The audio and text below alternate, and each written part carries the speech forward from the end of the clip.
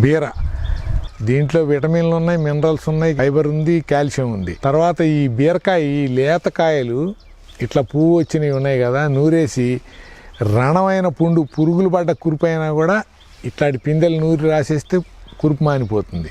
కొంతమంది కొన్ని వాసనలు పడవు, లేకపోతే కొన్ని వాసనలు తెలియట్లేదు అనుకున్న వాళ్ళు ఈ అచ్చం పువ్వులు ఘనంగా తీసి ఎండబెట్టి పొడి చేసుకొని ఆ పొడి రోజు ఒక చిటికెడు ఘనంగా వేసుకోగలిగితే వాళ్ళకి అన్ని రకాల వాసనలు తెలుస్తాయి. శరీర తత్వం మార్చే గుణం ఈ పువ్వుకుంది. ఒకటి.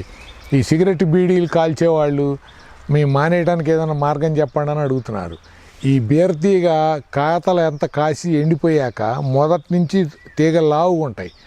దీన్ని ఇంత పొడుగు 2-3 అంగుళాల ముక్కలు కట్ చేసుకొని ఒక పక్క కాలిస్తే ఇంకో పక్క పొగ వస్తుంది. సిగరెట్టు బీడీ కాల్స్తే ఏ ఫీలింగ్ ఉంటుందో ఈ తీగని కాల్చి వాటిని తగ్గించుకుంటూ అవి మానేస్తే ప్రాణానికి హాని లేనిది ఇది, అవేమో హాని చేస్తాయి.